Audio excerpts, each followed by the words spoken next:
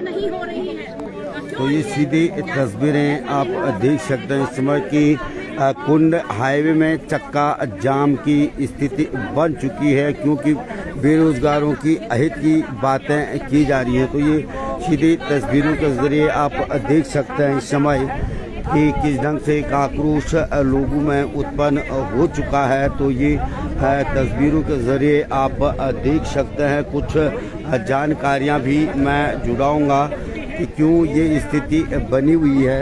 तो ये सीधी तस्वीरों के जरिए आप देख सकते हैं इस समय।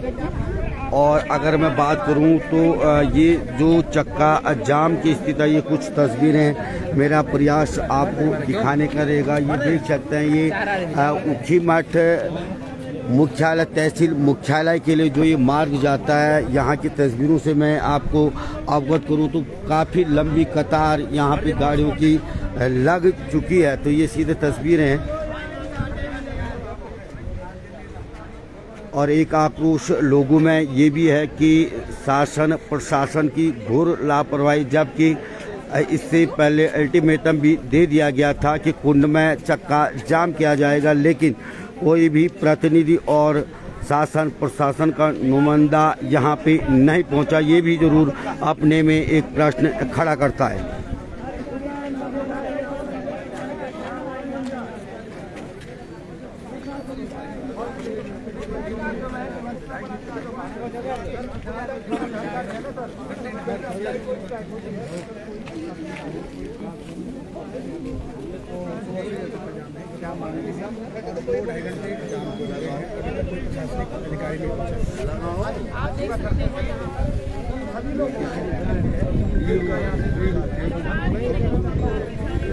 सरकार को ऐसा नहीं किया चाहिए। केदार घाटी के मूल निवासियों को और खासकर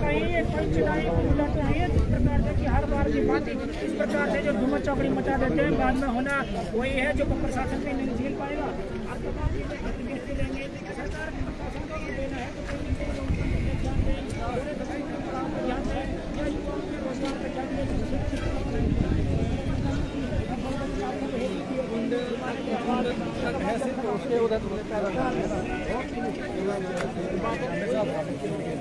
जानते हैं सीधे तस्वीरें और नारेबाजी इस समय की जा रही है। तस्वीरों के जरिए आप देख सकते हैं मेरे को कुछ लोग यहाँ पे की है सरकार के खिलाफ नारेबाजी। प्रशासन होश में आओ, तहसील प्रशासन होश में आओ, जिला मुख्यालय होश में आओ, बाबा केदार की युवा बेरोजगार जिंदाबाद, युवा बेरोजगार जिंदाबाद। कोई भी युवा अपने स्थान से हटेगा नहीं। एसडीएम साहब हमसे केदार बाबा के भक्त हैं, वो यहाँ से आज हटेंगे ही नहीं। एसडीएम बाबा केदार बाबा की एसडीएम साहब हमसे मात्र 15 मिनट दूरी पे हैं, वो यहाँ पर आ सकते हैं। 2 किलोमीटर की दूरी हमारी सुने और उसके बाद ही हम जो है जो भी वो यहाँ जनता के सामने कहेंगे, उसके हिसाब से हमारे आंदोलन की हिसाब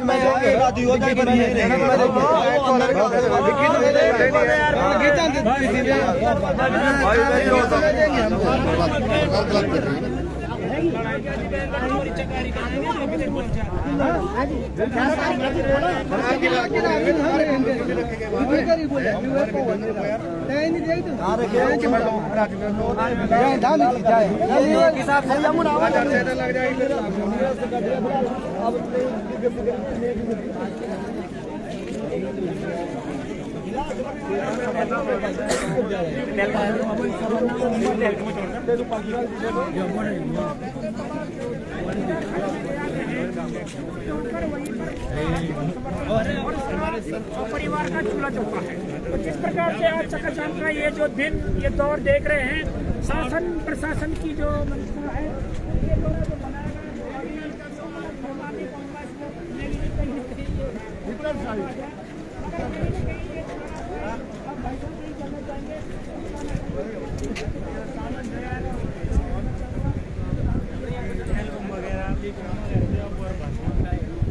तो ये सीधी तस्वीरें आप देख सकते हैं। इस समय कुंड में जो नेशनल हाईवे है उस पे चक्का जाम की स्थिति आ चुकी है। तो ये सीधी तस्वीरें बयां करती हैं कि किस ढंग से सरकार का रवैया बेरोजगारों के प्रति है, ये देख सकते हैं। और एक आक्रोश जरूर लोगों में है। तो कुछ और जानकारियां भी मैं जुड़ाऊंगा। यहाँ पे कुछ लोग मेरे साथ मौजूद हैं।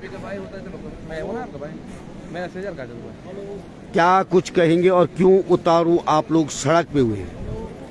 देखिए, ऐसा है, यहाँ पे जितने भी युवा खड़े हैं वो सब बेरोजगार हैं और उन सब का रोजगार जो चलता है वो केदार धाम से चलता है। सरकार की जो नीति चल रही है या शासन प्रशासन की जो नीति चल रही है उसमें सरकार प्रशासन ने पहले तो 80,000 रुपये बोल दिए, उसके बाद अब उसको स्थगित किया जब हल्ला हुआ। इसके बाद अब ये चाह रहे स्थगित किया है, निरस्त दे किया है, वो स्थगित किया है और निरस्त दे किया। और फिर जब युवा यहाँ पे है वो ये चाहता है कि सबसे पहले जो आपने 80,000 स्थगित किया है उसको निरस्त किया जाए। जो 10-12 हज़ार की पहले पर्ची है, हम भी चाहते हैं कि सरकार को हम राजस्व दे, उसमें हम देने के लिए तैयार है। उसके बाद मूल निवास प्रमाण पत्र मांगे आप हमसे, ऊखीमठ ब्लॉक के लिए प्राथमिकता है, क्योंकि हमारे पूर्वजों ने वहाँ अपनी जान दी है, यात्रियों की सुरक्षा और व्यवस्था सब उन्होंने की है, शासन प्रशासन ने की है। हम ये नहीं कहते नहीं की है, जिम्मेदारी उनकी थी, लेकिन हमने भी अपना पूरा हक वहाँ पे जो अपना होता है जिम्मेदारी वो निभाई है। इसीलिए ये युवा यहाँ पे सारे इकट्ठे हो रखे हैं और वो चाहते हैं कि हमारी इन 2-4 मांगों को कोई भी प्रशासनिक अधिकारी आके यहाँ पे एक बार हमारी मांग पूरी करे, हमें लिख के दे दे, उसके बाद हम अपना जो आंदोलन यहाँ पे उसको स्थगित कर देंगे। हम निरस्त नहीं करेंगे, हम स्थगित करेंगे जब तक हमारी मांगे पूरी ना हो।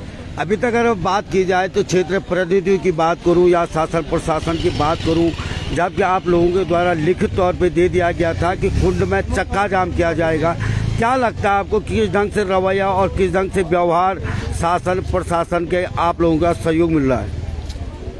देखिए, अभी तक यहाँ पे शासन प्रशासन की तो कोई बात ही नहीं है। यहाँ पे सिर्फ पुलिस प्रशासन है, वो भी सिक्योरिटी के मामले में, वो अपनी सुरक्षा के लिए है। शासन प्रशासन ने उनको फोर्स किया कि आप जाओ, लेकिन हमारे न तो हमारे विधायक यहाँ पे पहुंचे हैं, न हमारे एसडीएम साहब ऊखीमठ में बैठे हैं, वो यहाँ कुंड पे नहीं आए। जब कोई मिनिस्टर या कोई भी आता है तो उसके पीछे 10-10 गाड़ियाँ लग जाती है, लेकिन जो युवाओं के रोजगार का भविष्य का वो है उसको निर्धारण करना है, तो यहाँ पे आपको आने में तकलीफ क्या है? और अभी भी एक नुमाइंदा भी प्रशासन का यहाँ पे नहीं आया है। क्या इतने लोगों की कोई कदर नहीं है? क्या इतने लोगों का आपसे विश्वास हट जाएगा तो आपको कैसे लगेगा? और परसों ही लोकसभा इलेक्शन होने वाले हैं, आप कैसे करके इन युवाओं को बोलोगे कि हमको वोट दो, हमारा सपोर्ट करो? भाई यही मेन है कि जो अब हमें बहुत ही शर्म आ रही है कि हमारे अधिकारी इतने निर्लज कैसे हो सकते हैं। हमारे विधायक इतने शर्म आनी चाहिए इनको, जो इतने युवा यहाँ पे खड़े हैं और बेरोजगारों का साथ देने के बजाय आप अपने कमरों में ऑफिस में बैठ के छुपे बैठे हैं। अगर विकास की बात की जाए, 4 धाम यात्रा शुरू होने वाली है और सड़कों की अगर मैं बात करूं, इससे पहले कि जैसे हमारे विधायक जी ने विधिवत ढंग से शिला विन्यास किया था इस सड़क की चौड़ीकरण के लिए, इस सड़क की विकास के, उस संबंध में क्या कुछ कहेंगे आप? देखिए, जहाँ तक सड़कों का विकास है वो तो दिख रहा है, उसमें हम किसी को ना नहीं कहेंगे कि आपने नहीं किया है। यहाँ पे कुंड गुप्तकाशी मोटर मार्ग है, उस पे काम चल रहा है। आपके कुंड गुप्तकाशी ऊखीमठ मोटर मार्ग है, उस पे काम चल रहा है। इसमें हमारा कोई आपत्ति नहीं है, ये बहुत अच्छा काम चल रहा है। क्योंकि इससे, और देखिए आप एक बात देखिए, गौर कीजिए, इसमें रोडे सड़क चौड़ी हो रही है लेकिन सड़क के किनारे ढाबे लगाने की मंजूरी नहीं है। फिर वहाँ भी रोजगार पे डंडा चल रहा है, जहाँ पे कोई अतिक्रमण नहीं है, छोटा सा खोखा खोला जा रहा है। हम ये कह रहे हैं कि जहाँ पे खतरा है, चट्टान टूटने का भय है, आप वहाँ पे लगाने ना दे टेंट। हम ये नहीं कह रहे कि आप लगाने दो, क्योंकि आपकी प्रशासन की जिम्मेदारी है, मुआवजा तो प्रशासन ने देना है। लोगों की जान जाती है, सड़कों का काम अच्छा है, सब काम अच्छा है, लेकिन जो ये मांगे हमारी यहाँ पे है, इस मामले में आप थोड़ा सी गंभीर होइए और यहाँ पे आने का कष्ट करें बस। अगर डबल इंजन सरकार की बात करूं, बार बार दावे किया जाते हैं कि डबल इंजन की सरकार है, विकास होगा, बेरोजगारों के हित में विकास होगा, लेकिन आज जहां तहां चक्का जाम की स्थिति बन रही है, बेरोजगारों को सड़क पे उतारू होना पड़ रहा है, मात्र शक्ति को सड़क पे उतारू होना पड़ा। इस संबंध में क्या कुछ कहेंगे आप? देखिए, जहाँ तक मोदी जी ने एक नारा दिया था भारत सरकार ने कि सबका साथ सबका विकास, वो तो कहीं दिख नहीं रहा है। अगर सबका साथ सबका विकास होता तो यहाँ पे भीड़ नहीं होती।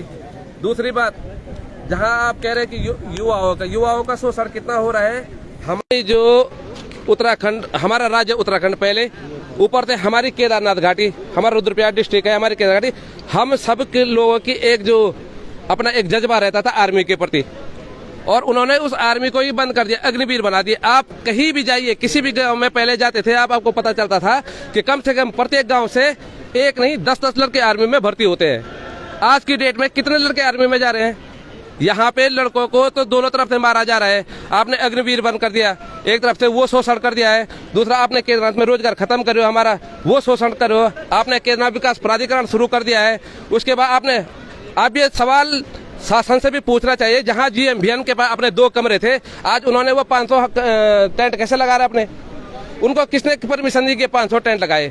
और वो तो राजस्व जमा करे। हम कह रहे टेंट पे हम से भी राजस्व लीजिए ना। हम 4 टेंट लगाए, हमको बोले कि आपका एक टेंट का 5,000 है भाई। अगर आपको लगता है ऐसा तो हम राजस्व देने के लिए तैयार है, हम हर सहयोग करने के लिए तैयार है। आपने अग्निवीर बर्बाद, देश की सेना बर्बाद कर दी, हमारे युवा बर्बाद कर दिए, आपने रोजगार बर्बाद कर दिया हमारे केदारनाथ से। आपने हमारे पास ये आप सड़क चौड़ी कह रहे हैं, आप ढाबा लगाने नहीं दे रहे हैं, तो ऐसे में कैसे रोजगार? नौकरियां तो वैसे भी नहीं है, उत्तराखंड सरकार के पास नौकरी नहीं है, भारत सरकार के पास नौकरी नहीं है, तो कैसे करके हम रोजगार करेंगे? और 1-2 रुपए की दिहाड़ी करके हम ईमानदारी से दिहाड़ी भी करते हैं, तो क्या उसमें हम इतना कमाते हैं?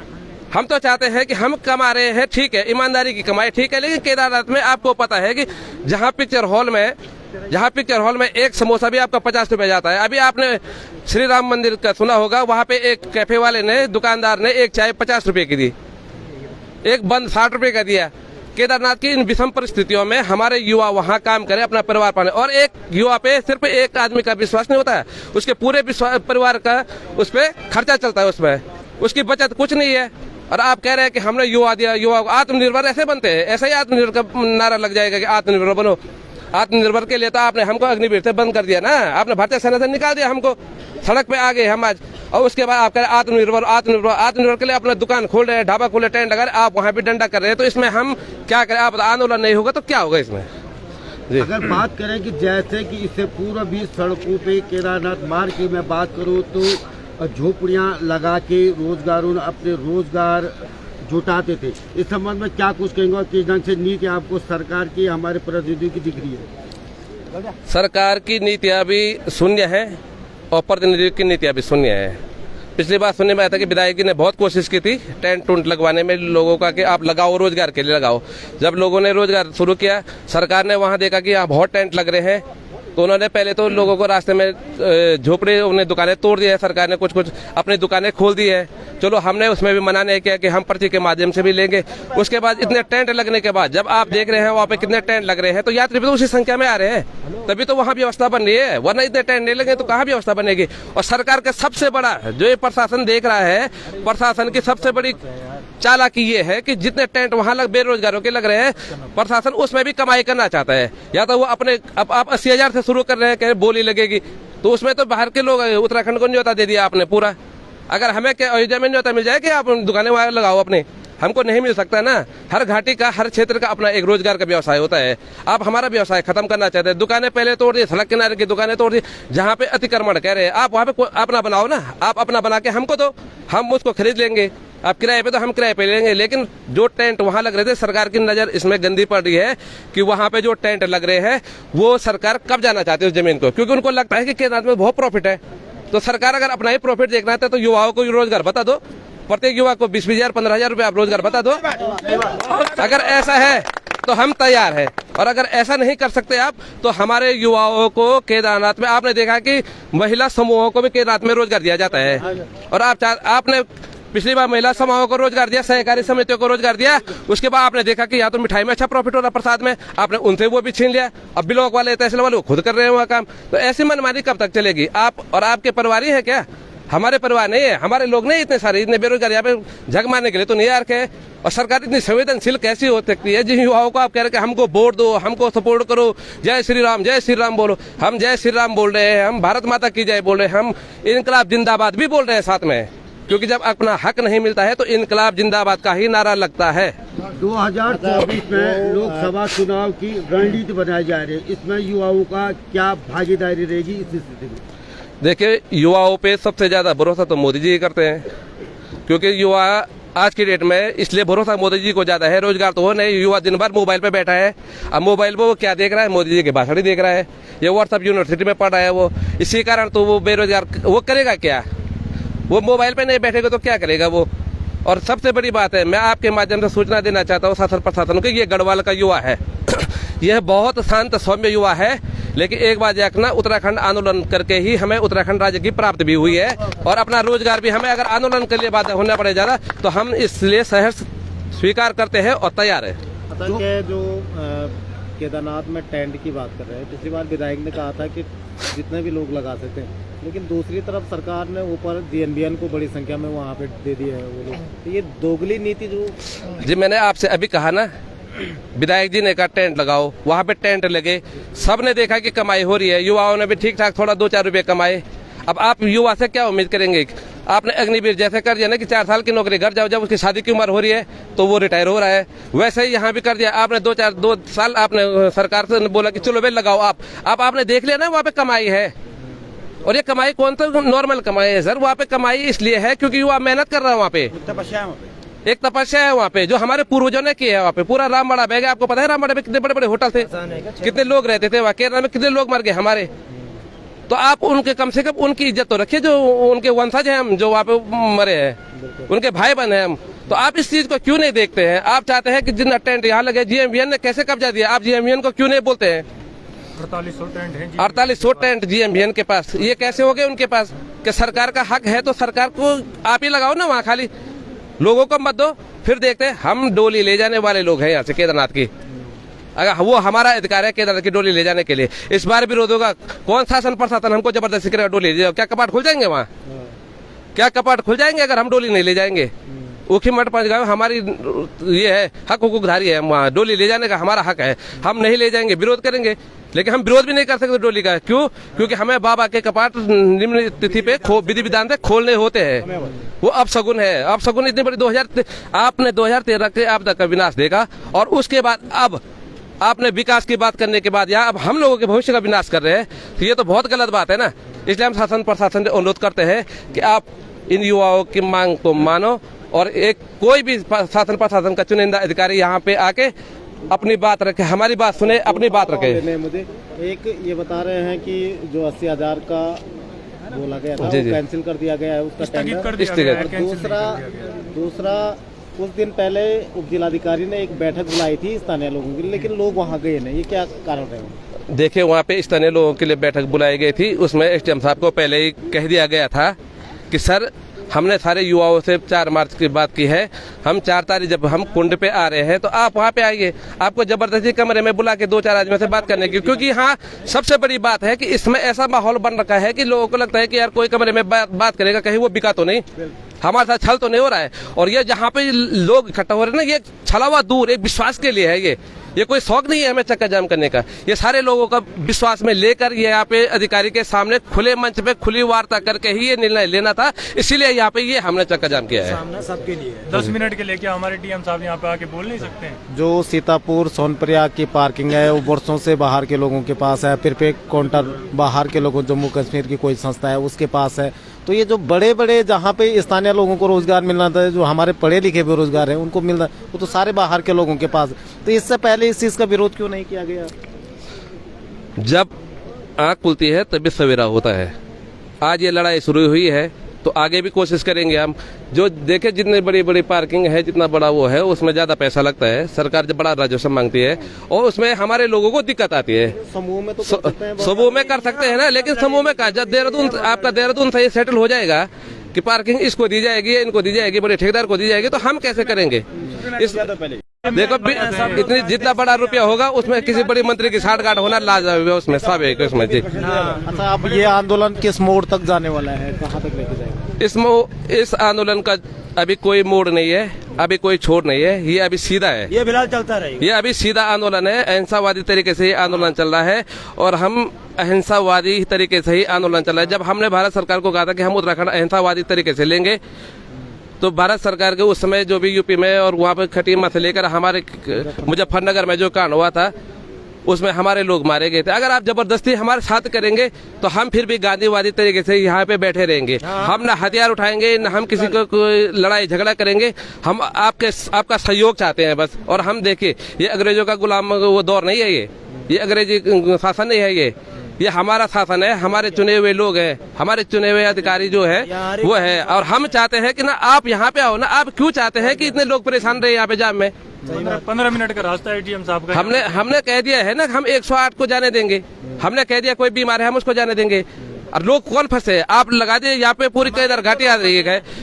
ये सड़क केदारनाथ ऊखीमठ की है, वो सड़क गुप्तकाशी की है। वहाँ से हमारे लोग आ रहे हैं, यहाँ से हमारे लोग जाम में फंसे हैं। तो वो हमारा ही सहयोग है ना, हमारे सहयोग के लिए आ रखे हैं वो यहाँ पे। तैयार है उन्हें कोई। हम चाहते हैं कि मैं अब यही कहना चाहता हूँ कि शासन प्रशासन से हाथ जोड़ के निवेदन है, और विधायक जी से भी निवेदन है, एसडीएम साहब से निवेदन है ऊखीमठ से, आप यहाँ पे आइए। आप जितनी देर लगाएंगे उतनी देर तक ये आंदोलन यहाँ पे, चाहे हमें रात रुकना पड़े, कल रुकना पड़े, बारिश आए तूफान आए, हम यहाँ पे रहेंगे। हम यहाँ से डगमग नहीं होंगे।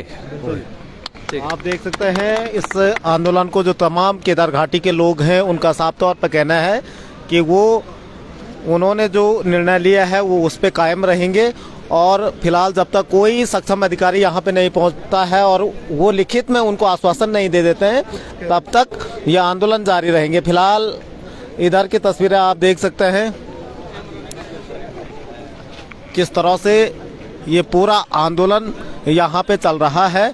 और दोनों तरफ जो केदारनाथ रुद्रप्रयाग गौरीकुंड राष्ट्रीय राजमार्ग है उसके दोनों तरफ जो कुंड स्थान है, क्योंकि यहीं से बाबा तुंगनाथ के लिए जाया जाता है और यहीं से बाबा केदारनाथ का मार्ग है, दोनों मार्ग फिलहाल जाम हैं और दोनों तरफ वाहनों की लंबी कतारें लगी हुई हैं। बहुत सारे लोग फंसे हुए हैं, कहीं इनमें बीमार गर्भवती महिलाएं हो सकती हैं, क्योंकि जाम का काफिला काफ़ी पीछे तक है।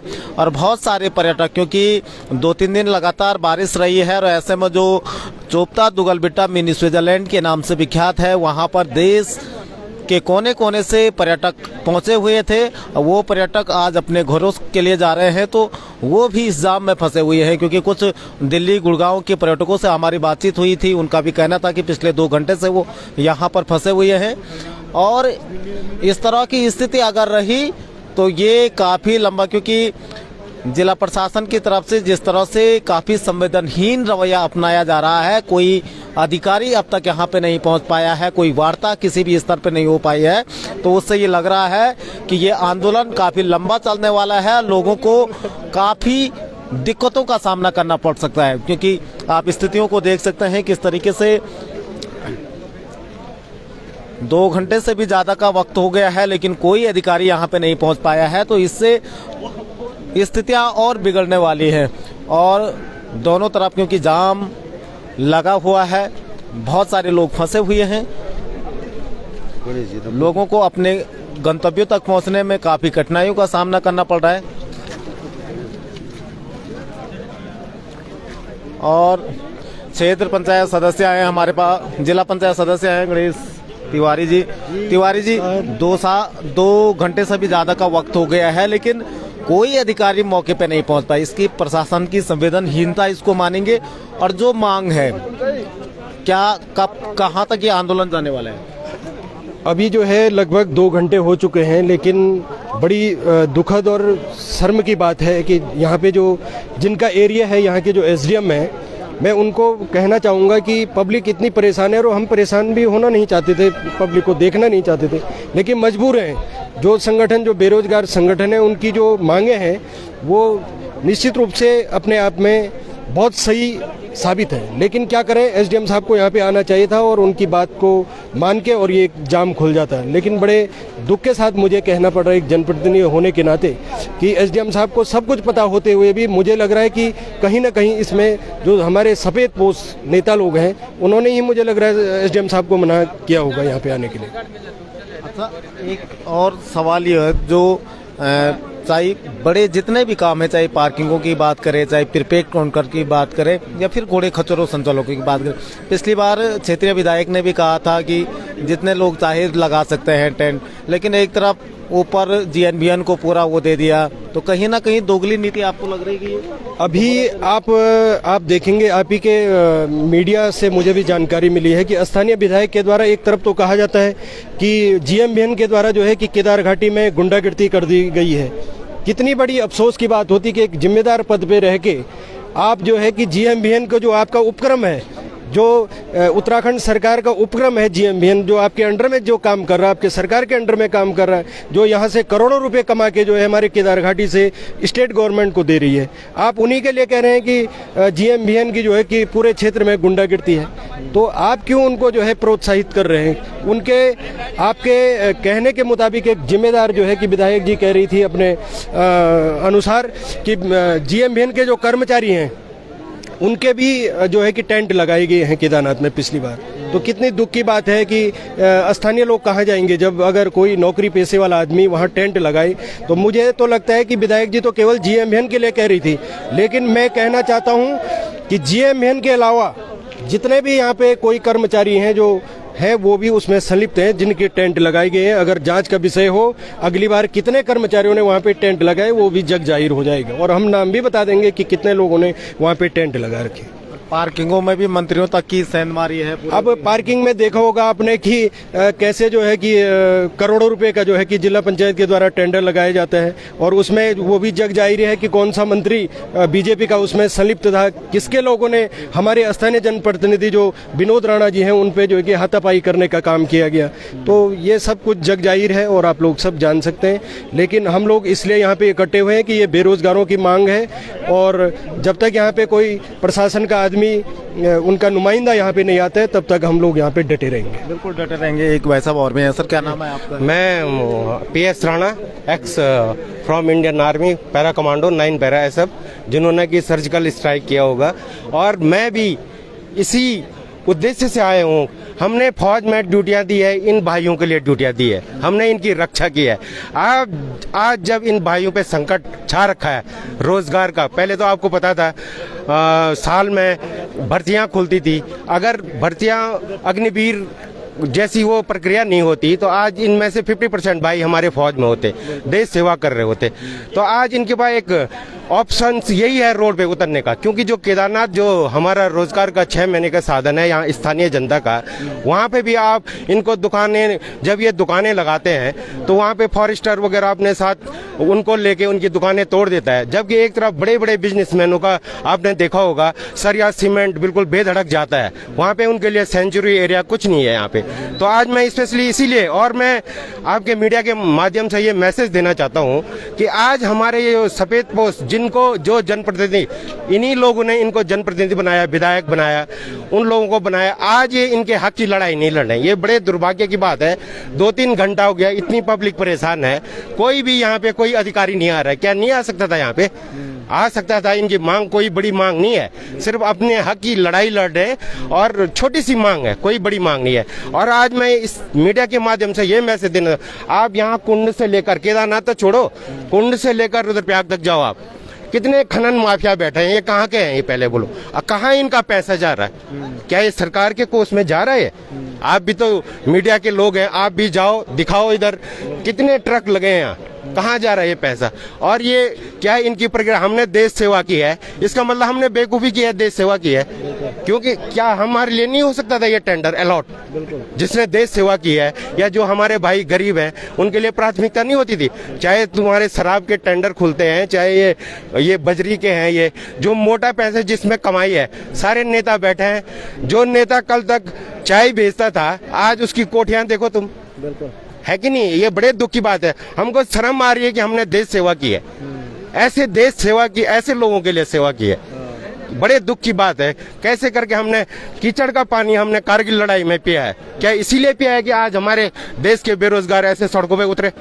ये युवा हमने इसलिए पिया है कि हमारा देश सुरक्षित रहे, हमारे युवा, जब हमारे युवा सुरक्षित होंगे तभी तो हम भी हैं, तभी तो परिवार भी शांति। अगर एक लड़का एक परिवार से, जैसे कि आपको पता है कि हमारे गढ़वाल के तमाम जो लड़के हैं वो इंडियन आर्मी की हर फोर्स में है, कोई भी कोर ऐसे नहीं कि जहाँ ये उत्तराखंड के, और इन्होंने बहुत कुर्बानियां दी हैं देश के लिए इन बच्चों ने। तो आज कहीं ना कहीं वो उसी परिवार से क्या बिलोंग रखते हैं वो। और आज बहुत दुख का विषय है कि आज सरकार इस तरह से बड़े बड़े लोगों को क्या केदारनाथ धाम में पहुंचा रही है, और एक छोटा सा जो इनका रोजगार था वहाँ पे, उसके लिए भी कोई मतलब उसके लिए भी अड़चन पैदा कर रही है। तो अब ये लोग क्या करते हैं, कई आधे इसमें घोड़े खच्चर चलाते हैं बेचारे, कैसे करके कितना वो दुर्गम रास्ता है, आपने देखा होगा केदारनाथ का, ऐसे कैसे कोई पैदल नहीं चल सके, बोझ लेके वहाँ पे चलते हैं। अब बड़ी मुश्किल से वो भी उनको वहाँ पे मैंने कई दादागिरी देखी वहाँ पे नेताओं की। कोई इनको रास्ते में बोलता है इतना पैसा लाओ, कहाँ कमीशन कहाँ जा रहा है ये पैसा, किसी के घोड़े रुका देंगे। तो ये सारी चीजें बंद होनी चाहिए।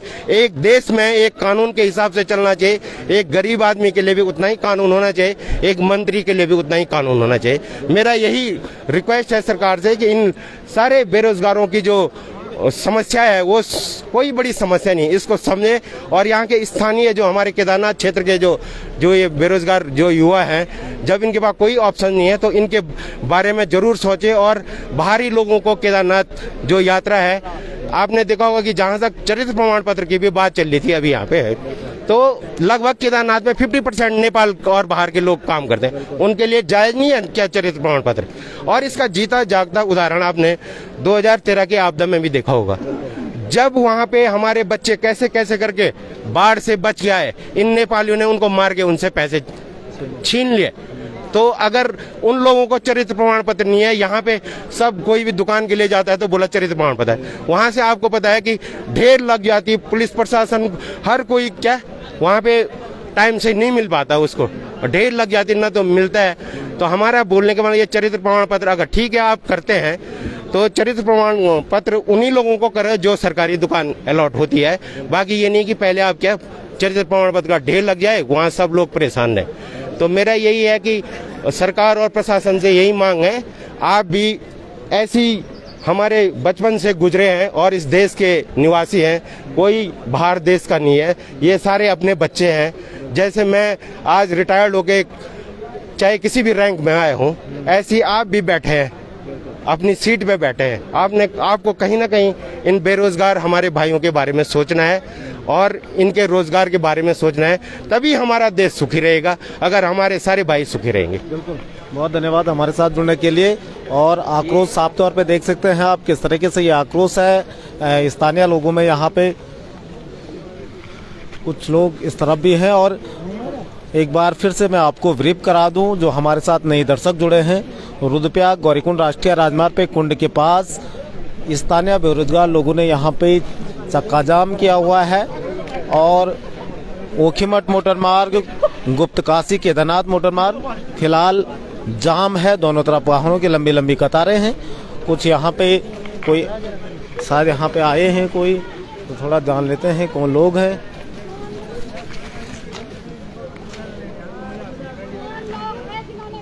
थोड़ा क्या हो गया, क्या हो गया? एसडीएम साहब बैठे हैं, एसओ ने फोन किया एसडीएम को, तो वो कह रहे हैं कि एक प्रतिनिधि मंडल हमारे पास आया था, उनसे सफल वार्ता हुई और उनको हमने आश्वासन दिया है। अब ये लोग धरने पे बैठे हैं या इन्होंने चक्का जाम किया है, तो इनका आपसी सामंजस्य नहीं बना या इन लोगों को पता नहीं चला। ऐसे में हम क्या कर सकते हैं? कौन प्रतिनिधि मंडल था? कौन करने की रणनीति है भाई, बाकी कुछ नहीं है। कुछ लोगों को तो वहीं सेटिस्फाइड कर दिया भाई। आज का ये जो चक्का जाम है, ये कोई उद्देश्य पर चक्का जाम नहीं है। ये ऐसा नहीं कि उद्देश्य बना दिया हो या एक बना दिया हो कि हमने करना ही करना है। हमारा मकसद ये था कि जो क्षेत्र की समस्याएं हैं, आगामी यात्रा काल पर जो समस्याओं का अंबार जो खड़ा होने वाला है, लगातार कई वर्षों से जो समस्याएं वहाँ पर विद्यमान है, उनके समाधान के लिए एक अल्टीमेटम लोगों ने दिया था। और जो लोग इनमें जो भी कमेटी इन्होंने बना करके वहाँ पर प्रस्तुत की है, अपना ज्ञापन दिया है, उन लोगों को ज्ञापन के पैरेलल कुछ लोगों को बुला दिया। ज्ञापन के पैरेलल कुछ लोगों को बुला करके उनको कह दिया हमने इसको स्थगित कर दिया। अच्छा। हमने 80,000 रुपए के टेंट की निविदा को फिलहाल स्थगित कर दिया। स्थगित कर दिया तो इन कुछ लोगों का ये मानना है कि स्थगित तो कर दिया पर निरस्त नहीं किया। निरस्त करने की गारंटी हो और दूसरा ये हो कि ऊखीमठ विकासखंड के लोगों को उसमें प्राथमिकता का विषय हो, ये इनकी मांग है। और इस मांग के साथ में समर्थन में हम सब लोग हैं कि भाई स्थानीय लोग हैं, जिन लोगों के हक हकूक हैं, जिनके वर्षों से पीढ़ियों से वहाँ पर आजीविका रही है, जिनकी यहाँ पर जो है कि पौराणिक संपदा है, जिनका जो है कि हमारा हक है, तो उस हक को बचाने के लिए लोग सड़क पे आए। कोई चक्का जाम करने थोड़ी नहीं आए। आ जाए तहसीलदार साहब आ जाए और बोल दें कि हम कर देंगे, तो कोई जनता इतना बेवकूफ थोड़ी नहीं कि आप नहीं लोगों को रोके। चक्का जाम करना कोई मकसद नहीं है, लेकिन प्रशासन का ये है कि तोड़फोड़ करो, दौड़ों में लोगों को बांटो। एक दड़ा वहाँ उनको कन्वेंस कर दिया, उनका ज्ञापन लेकर के स्थगित कर दिया। कि बोला हमने ये जो है निविदा स्थगित कर दी और कुछ लोगों को छोड़ दिया इसमें लड़ने के लिए, मुकदमेबाजी झेलने के लिए, वोट डालने के लिए। और आने वाले दिनों में जो आचार संहिता लगने वाली है, आचार संहिता से पहले अगर कोई समाधान ठोस निकल गया तो निकल गया, नहीं निकला तो नियम जो बने हुए हैं वो लागू होंगे, उनका विरोध करेंगे तो आचार संहिता के दौरान जेल भरो होगा, पकड़ो और जेल में डालो। जो जाएगा तो सीजन तो 2 महीने का, 2 महीने तक आचार संहिता रहेगी, तो लोग जो है जेलों की सलाखों के पीछे रहेंगे। तो ये इस प्रकार का जो है कि सरकार कर रही है ठीक नहीं। यात्रा आरंभ होने वाली है, जिलाधिकारी के स्तर से आप लोगों, क्योंकि ट्रेड यूनियन के अध्यक्ष भी हैं, आपका संगठन भी है, पिछली बार भी बहुत बड़ा वो रहा है, विरोधाभास रहा है पूरा। मैं ये कह रहा हूँ कि इस बार कोई वार्ता हुई है? वार्ता हुई है। वार्ता हमारी 2 घंटे 2.5 घंटे जिलाधिकारी जी से हुई है, टू दी पॉइंट बात हुई। मैं आप लोगों को विषय बता देता हूँ कि कितने बिंदु पे बात हुई। मैंने एक बिंदु पे बात की साहब। मैंने वहाँ पर विषय रखा था डीएम साहब के सामने कि टेंटों की कॉलोनी का जो आवंटन है वो किस आधार पर आप कर रहे हैं। पिछले वर्ष आपने किस तरह से जो है टेंटों की कॉलोनी का आवंटन किया और लोग टेंटों में बर्बाद हुए। जिन लोगों को टेंट दिए उनके टेंट चले नहीं, वहाँ और उनके टेंट चले। तो वो और कौन थे? वो थे जिनके टेंटों का स्टैंडर्ड ज्यादा था, जिनके बड़े टेंट थे, जो भी था। मतलब हम पर्टिकुलरली मैं नेताओं पे नहीं जाता, लेकिन मैं ये कह रहा कि कहीं ना कहीं पार्सलिटी हुई है, कहीं ना कहीं पार्सलिटी हुई है। तो टेंटों के आवंटन पर उन्होंने अपना गीत गाया बहुत लंबे टाइम तक, मैं सुनता रहा। लेकिन उन्होंने जब मुझे ये कहा कि 80,000 की हम विज्ञप्ति निकालेंगे, मैंने कहा साहब आज निकालिए, कल से रुझान मिलेंगे। तो वो रुझान आपको दिख रहे हैं। जिला पंचायत की दुकानें जो हैं उनका आवंटन कैसे होता है, उसको कैसे होना है, उस पर डिस्कस हुआ। और जो सरकारी दुकानें 40-42 दुकानें पिछले सालों तक बनती थी, इस बार उसमें वृद्धि हो गई है और उसको बढ़ा करके वो चलाना चाहते हैं। सरकारी दुकानों में अगर वहाँ कोई पत्थर आता है और कोई मरता है, उसकी गारंटी किसकी है? हमारी झोपड़ी वाला वहाँ पर अगर छोला बेचता है, चाय शिकंजी नींबू बेचता है, उसको मरने के लिए वहाँ नहीं छोड़ेंगे। और इस सरकारी दुकानदार के मरने की गारंटी भगवान केदारनाथ से इनकी बात हो गई है। सरकार की बात होगी, सरकारी दुकान पर कोई नहीं मरेगा, प्राइवेट में मरेंगे लोग वहाँ। तो इस तरीके का विरोधाभासी जो है कार्यक्रम चल रहा है। और घोड़े खच्चरों की जो संख्या है, निर्धारित संख्या है, घोड़े खच्चरों की संख्या 15,000 और 20,000 हो जाती है। हम ये कहना चाह रहे हैं कि 15,000 20,000 की जब क्षमता ही नहीं है, जब कैरिंग कैपेसिटी नहीं है हमारे पास, तो हम ऐसा अननेसेसरी लोड यहाँ पर क्यों ले रहे हैं? हम अपनी कैपेसिटी के अनुसार ही चलाएं यात्रा को। 5,000 घोड़ों को अगर हम चला सकते हैं तो उसी की व्यवस्था होनी चाहिए। तो ये कहते हैं कि हम इस बार तो ये कह रहे हैं कि हम पूरे देश से घोड़ों को आमंत्रित करेंगे, घोड़ों की निविदा निकलेगी और एक घोड़े का हम लाइसेंस और वो जो मेडिकल है तब बनाएंगे जब उसके बालों को चेक करेंगे, कितने बाल टूटे हैं, इस घोड़े के साथ पशु क्रूरता कितनी हो रखी है। अगर एक भी बाल टूटा होगा हम घोड़े का लाइसेंस नहीं बनाएंगे, उसका मेडिकल नहीं करेंगे। इन बातों से हमारी बात हुई, लेकिन विरोधाभासी है पूरा।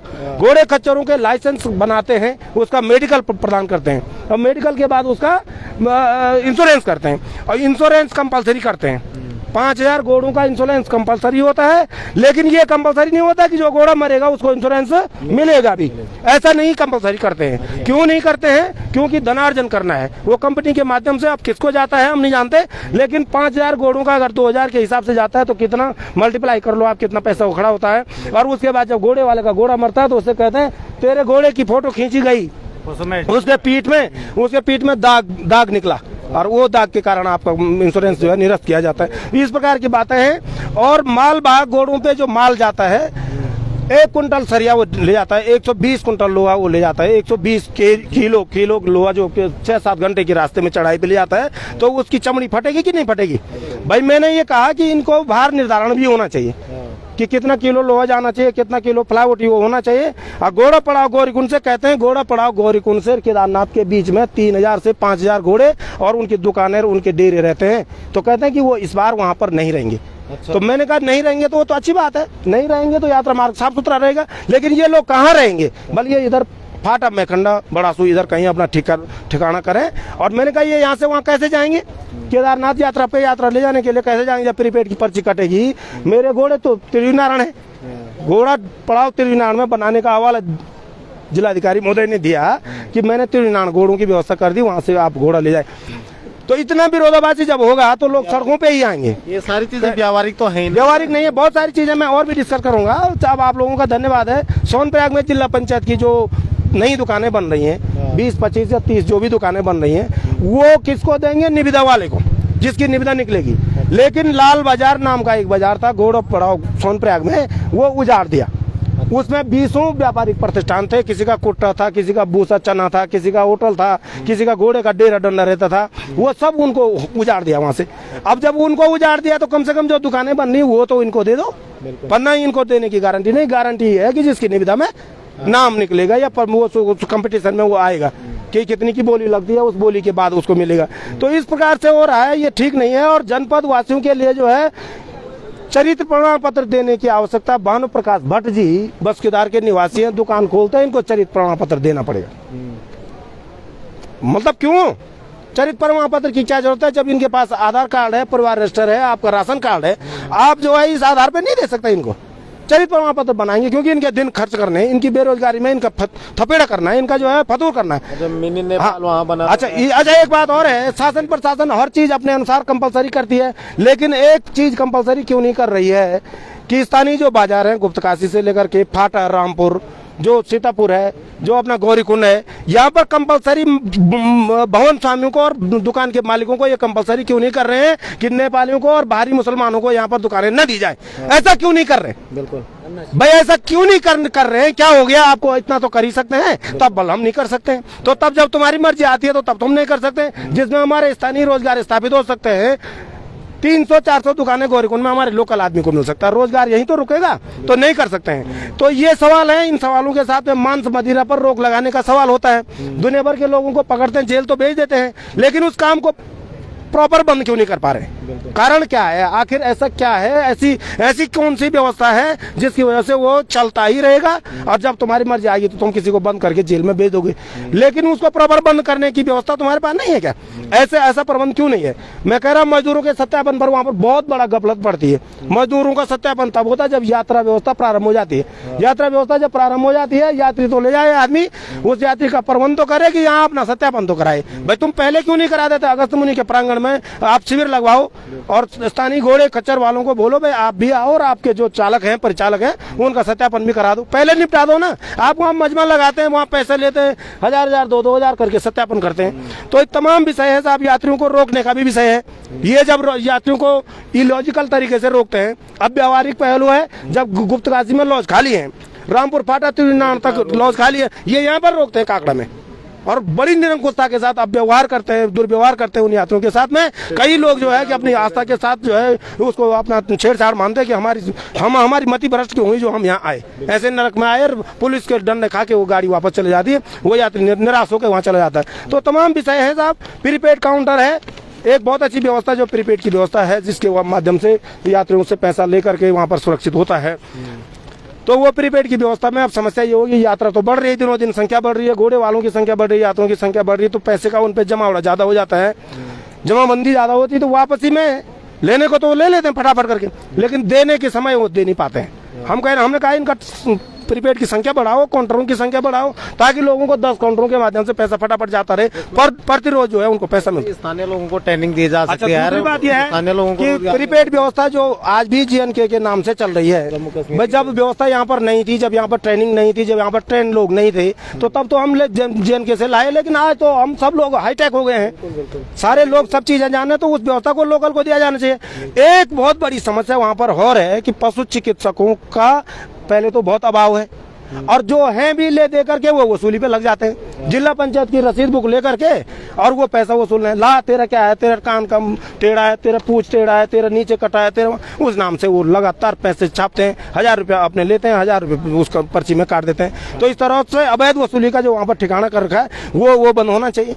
तो इन विषयों पर, इन सवालों पर, पेयजल आपूर्ति के नाम पर, गर्म पानी के नाम पर बहुत बड़ा हौब वो किया गया, पैदा की गई, बहुत कुछ चीजें कही गई, लेकिन सवाल इस बात का है वो गर्म पानी है कहाँ पर? तुम तो कहते हो हमने गर्म पानी हर वर्ष लाखों रुपए खर्च हो, हम भी देखते रहते हैं, हम चेक करते जाते हैं, लेकिन कहीं गर्म नहीं है। अच्छा, और व्यवस्थाएं साहब, सफाई व्यवस्था भी उसी के दायरे में आती है, और यात्रा व्यवस्था में लगाए गए जो कर्मचारी वहाँ पर धड़ल्ले से SDRF के, आपके DDRF के, हमारे कुछ साथी यहाँ पर होंगे, म्यूल टास्क फोर्स के, सबकी मंशा वहाँ पर वसूली की है, अवैध पैसे को बनाने की है, और इसके लिए सरकार ने ये जोल कर रखा है और इसको लोगों के आंखों में धूल झोंकने का काम किया जा रहा है। कुछ नहीं होना है, टेंट के नाम पर जो है ठगी होनी है। 80,000 से ऊपर जो है कि आप टेंट को जमा करेंगे तो आपको टेंट मिलेगा, नहीं तो नहीं मिलेगा। स्थगित हुआ, कोई निरस्त नहीं हुआ है। घोड़ों का वही हाल होगा।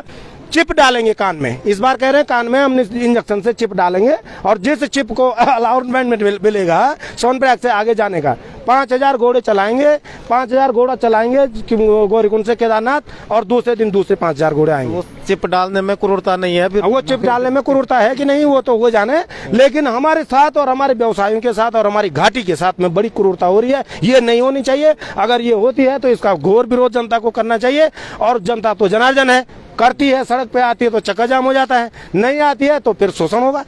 फिर तो आज आपसे टेंट छीने जाएंगे, कल आपसे घोड़े छीने जाएंगे। कल ये जो मनमानी है, अब क्या लग रहा है कि स्थानीय लोग अपने हक हकूक के लिए अब एकजुट? अब सवाल बड़ी विडम्बना है। एक तो आचार संहिता लगने वाली है, अगर लोग आचार संहिता के दौरान रोडों पे आते हैं, हल्ला करते हैं, उपद्रव मचाते हैं, तो मुकदमेबाजी में जब अंदर जाएंगे तो फिर आचार संहिता के बाहर आना है, तो तब तक तो रोजगार खत्म ही होना है। तो जब रोजगार खत्म ही होना है तो उससे बड़े तो लोग उधर ही कुछ करते रहेंगे, चाय पकौड़ा जितना भी हो सकेगा।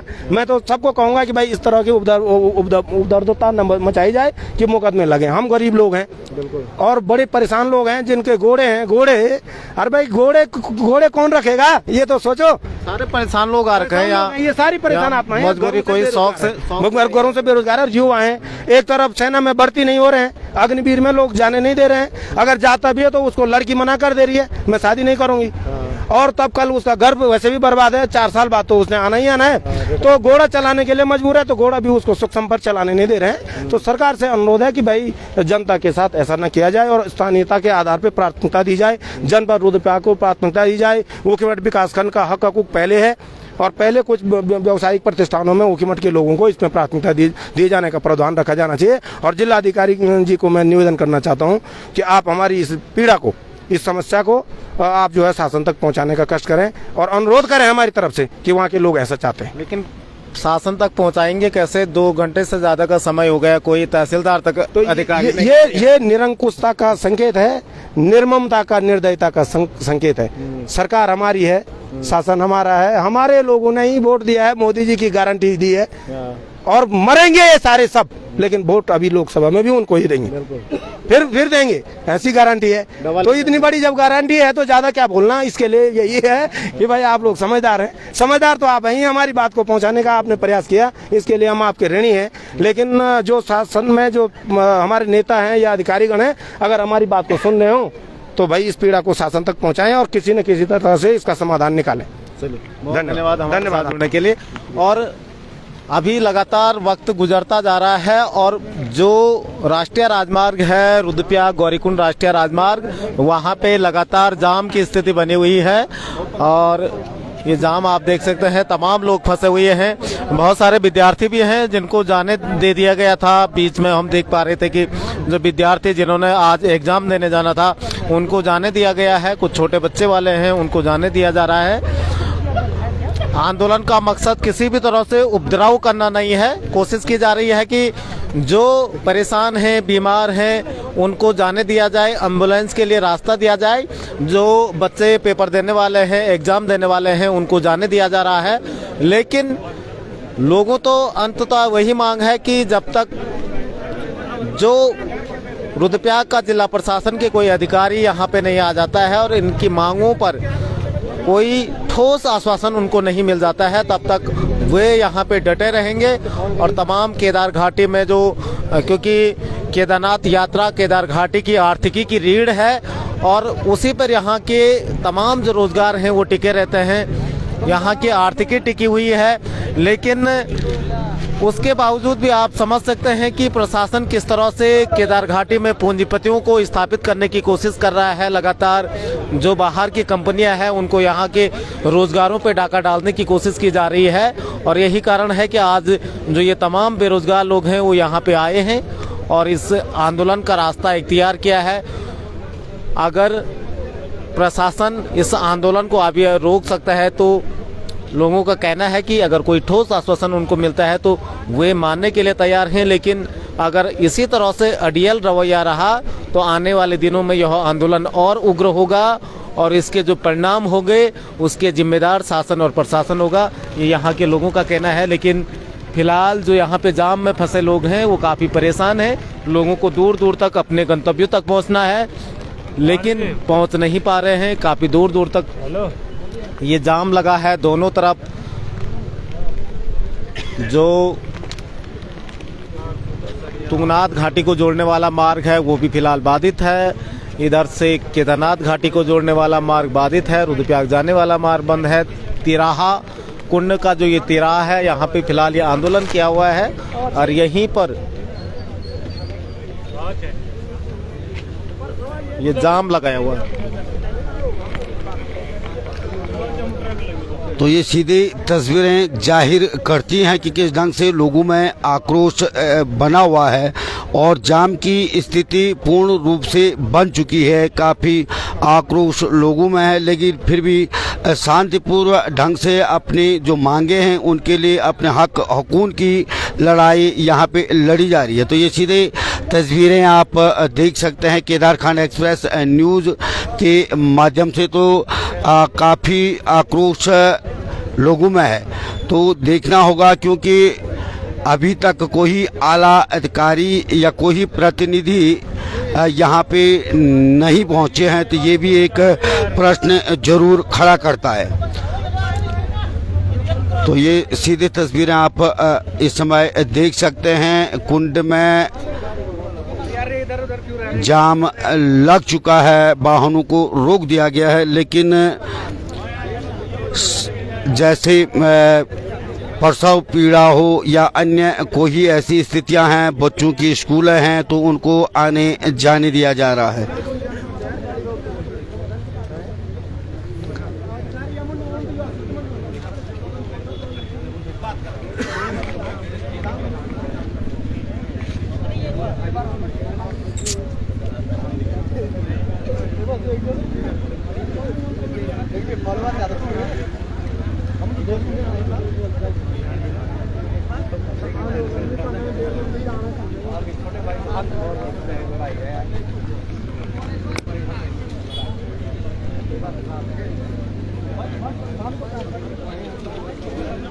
भाई जब मैं आपसे जो है ना मुलाकात नहीं कर पाया, आपका चल रहा है, आप चलाओ।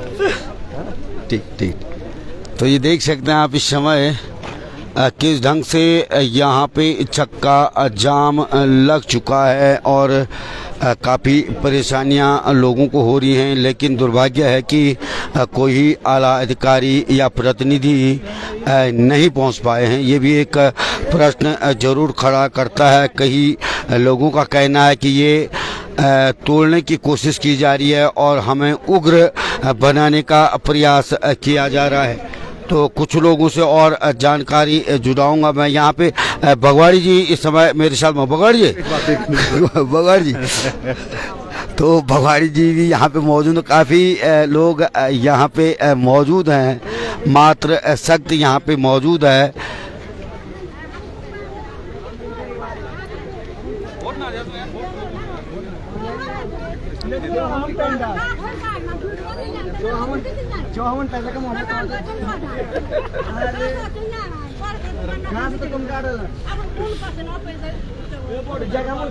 पैसा कम हो जाता है लोग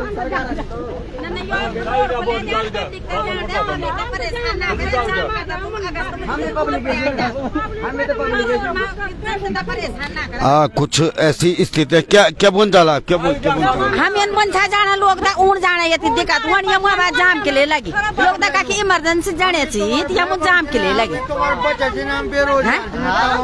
जाम लगा। बेरोजगार आपके बच्चे हैं, आपके भाई हैं, आपके बच्चे हम जानते हैं आपके बच्चे हैं, फिर ऐसे पब्लिक को ऐसे जनता को परेशान करके तुमको क्या मिल रहा है? सुबह से हम यहाँ परेशान, किसी की इमरजेंसी होता भाई। इमरजेंसी के लिए ये लोगों का कहना है कि 108 वहाँ जैसे कोई विद्यार्थी है उनको जाने दिया जाएगा। रोड पर ऐसा जाम लगाना है, तुमको जाम लगाना है ना तो रुद्रप्रयाग जाओ, उखीमठ जाओ, वहाँ ऑफिस में लगाओ जाम, जहाँ पर सरकारी लोग बैठे वहाँ जाओ, मोदी के पास वहाँ लगाओ जाओ। और क्या, तो कुछ इस ढंग से भी स्थितियां बनती नजर आ रही है। तो जरूर इसमें उच्च अधिकारियों को विचार करना चाहिए कि लोग बाग परेशान हो चुके हैं, अवश्य इनसे कुछ वार्ता होनी चाहिए। ये जरूर अपने में एक प्रश्न खड़ा करता है, लेकिन अभी तक कोई आला अधिकारी या प्रतिनिधि यहाँ पे नहीं पहुँचे हैं। अवश्य इनको वार्ता के लिए पहुँचना चाहिए, क्योंकि स्थिति बड़ी खराब बनती नज़र आ रही है। तो ये सीधे तस्वीरें आप देख सकते हैं, काफ़ी परेशानियों का सामना इस समय लोगों को यहाँ पे करना पड़ रहा है।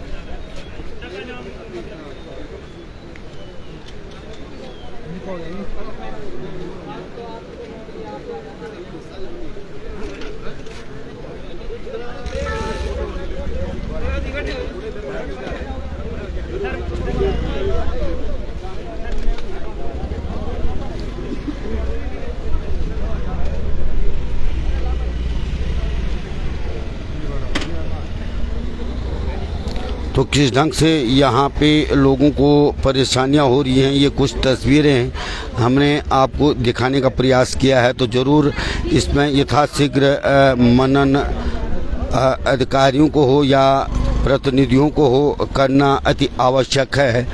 तो ये तस्वीरें आप देख सकते हैं और किस ढंग से यहाँ पे जाम लगा हुआ है।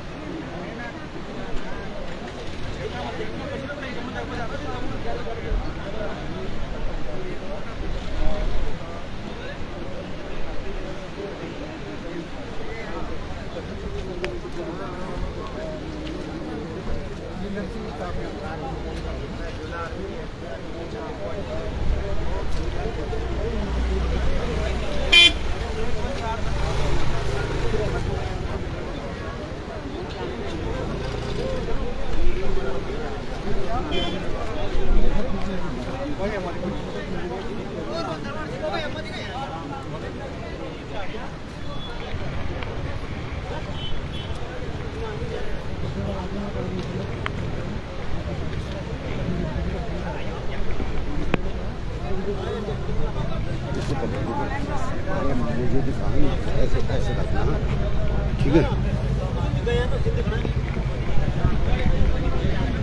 तो इस समय हम हाईवे कुंड में मौजूद हैं और किस ढंग से यहाँ पे स्थितियाँ बन रही हैं। दुर्भाग्य है कि कोई आला अधिकारी और प्रतिनिधि अभी तक यहाँ पे नहीं पहुँचे। लोगों में काफ़ी आक्रोश था और स्थिति इस ढंग से यहाँ पे बराबर बनी हुई है। तो ये बड़ा दुर्भाग्य होगा कि बेरोजगारों के हक हकूक़ की जो लड़ाई है उसके लिए अभी तक कोई भी प्रतिनिधि या उच्च अधिकारी यहाँ पे नहीं पहुँचे। तो ये सीधी तस्वीरें आप देख सकते हैं। बराबर आपको प्रयास हमारे द्वारा किया जा रहा है कि